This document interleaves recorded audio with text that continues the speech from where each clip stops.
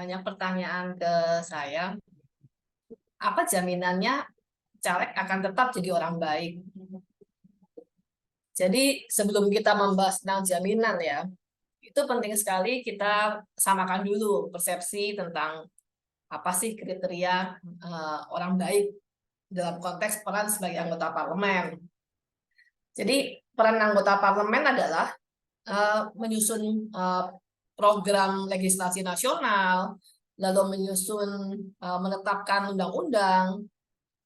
Dia juga harus mampu memberi pertimbangan tentang APBN, RUU terkait pajak, pendidikan, agama, lalu bertugas menindaklanjuti laporan pemeriksaan keuangan oleh BPK, memberi persetujuan, pertimbangan tentang itu ya, pemindahan tangan aset negara, atau juga ada perjanjian yang dampaknya luas buat kehidupan rakyat terkait beban keuangan negara. Ini adalah tanggung jawab dari seorang anggota parlemen. Nah, anggota parlemen juga harus melakukan pengawasan pada pelaksanaan undang-undang, APBN, APBD, kebijakan pemerintah. Ya, dalam hal ini termasuk pelaksanaan undang-undang otonomi daerah, pembentukan, lalu penggabungan, pemekaran wilayah, pengelolaan SDA atau SDE ya. Jadi itu wajib seorang anggota parlemen itu wajib menyerap, menindaklanjuti aspirasi rakyat, memberi persetujuan kepada presiden untuk menyatakan perang misalnya, termasuk itu ya dalam undang-undang. Ini yang anggota DPR, lalu membuat perdamaian, mengangkat memberhentikan anggota komisi yudisial, duta besar, memilih anggota BPK, dan juga ini persetujuan pada komisi yudisial terkait 3 calon hakim agung, lalu hakim konstitusi. Jadi kalau menurut saya, jika tugas dan kewenangan ini sudah dipenuhi dengan baik, ya yang bersangkutan telah terkategori sebagai anggota parlemen yang baik. Namun memang mesti dilihat bagaimana ia menjalankan tugasnya. Jadi apakah memang hakim agung yang dipilih misalnya itu adalah yang baik, lalu undang-undang yang diperjuangkan adalah undang-undang yang mementingkan kepentingan rakyat Indonesia, yang mementingkan semua rakyat di kota atau kabupaten, di tempat di mana dia terpilih.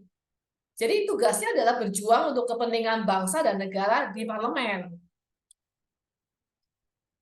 Kalau kita bicara tentang kebaikan seorang anggota parlemen di sini sama sekali bukan dalam konteks apakah yang bersangkutan akan bagi-bagi sembako, memberi donasi sana-sini, rajin open house, rajin menjawab setiap pesan dalam WhatsApp group, hadir dalam tiap pertemuan, atau menjawab setiap surat dan proposal yang ditujukan kepada dia pribadi.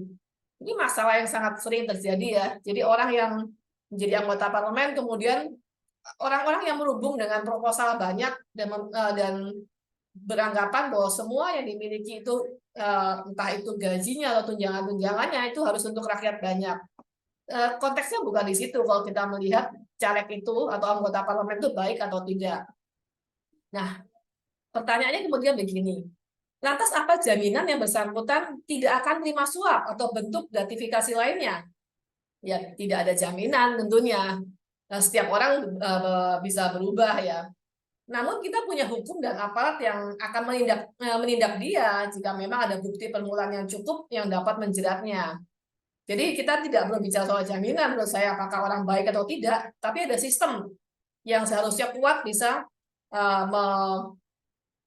mencegah itu terjadi atau menindak jika terjadi. Lantas apa jaminan yang bersangkutan tidak akan membisu atau dia mau lantang menyerukan keperpihakannya pada rakyat? Tidak ada jaminan juga. Yang bisa dilakukan untuk membuatnya berani berdiri, konsisten melawan kejahatan, itu adalah kita menjadi teman-temannya, pendukungnya, menjadi lingkaran baik yang membuatnya kuat dan mampu menghadapi segala godaan maupun ancaman. Seorang anggota parlemen tidak bisa jalan sendiri, dia butuh dukungan dari rakyat.